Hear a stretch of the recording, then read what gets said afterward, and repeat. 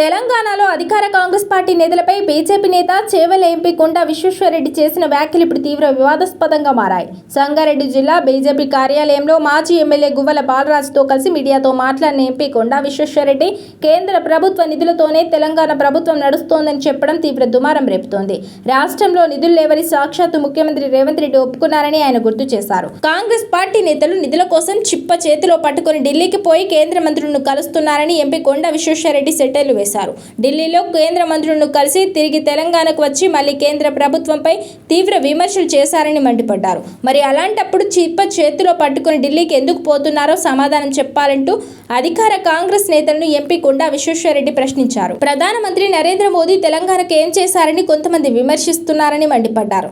Kaleshwaram project కూలిపోయిన తర్వాత తెలంగాణలో ఇంకా ఎక్కువ వరి పంట పండుతోందని తేల్చి చెప్పారు. దేశంలోనే తెలంగాణ నుంచే కేంద్ర ప్రభుత్వం అత్యధిక ధాన్యాన్ని కొనుగోలు చేస్తోందని సందర్భంగా ఆయన వివరించారు.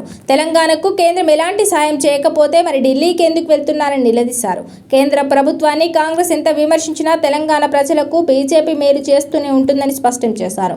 గత ముఖ్యమంత్రి బీజేపీపై విమర్శలు చేస్తే ఆయన్ను తెలంగాణ ప్రజలు పదవి నుంచి దించేశారని పేర్కొన్నారు. కేంద్ర ప్రభుత్వానికి తెలంగాణ నుంచి రూపాయి వెళ్తే తిరిగి రాష్ట్రానికి కేంద్రం నుంచి కేవలం 30 పైసలు మాత్రమేనని కాంగ్రెస్ నేతలు విమర్శిస్తున్న విమర్శలపై కొండా విశ్వేశ్వరరెడ్డి స్పందించారు. తెలంగాణ రాష్ట్రం మొత్తంలో హైదరాబాద్ జిల్లా ఎక్కువ పన్నులు చెల్లిస్తోందని, మరి రాష్ట్ర ఖజానాకు వచ్చిన ఆదాయం అంతా హైదరాబాద్కే ఖర్చు చేస్తున్నారా అని రేవంత్ రెడ్డి సర్కార్ను ప్రశ్నించారు.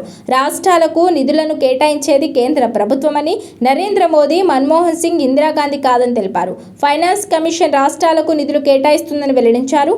కేంద్రంలో మోదీ సర్కార్ వచ్చిన తర్వాత తెలంగాణకు పన్నుల్లో వాటా పెంచినట్లు కొండా విశ్వేశ్వరరెడ్డి స్పష్టం చేశారు. ఇక దేశంలోనే ఎక్కువ యూరియాను తెలంగాణ రాష్ట్రానికి కేటాయిస్తున్నామని చెప్పిన విశ్వేశ్వరరెడ్డి యుద్ధ సంక్షోభం కారణంగా పెట్రోల్ ధరలు తప్పనిసరిగా పెరుగుతాయని వెల్లడించారు. ప్రపంచంలో పెట్రోల్ ధరలు పెంచిన ఏకైక దేశం భారత్ మాత్రమేనని గుర్తు చేశారు. ఈ నెల 10వ తేదీ హైదరాబాద్లో ప్రధానమంత్రి నరేంద్ర మోదీ పర్యటన ఉంటుందని, ఈ సందర్భంగా సికింద్రాబాద్ పరేడ్ గ్రౌండ్లో 10 లక్షల మందితో సభ నిర్వహించనున్నట్లు తెలిపారు.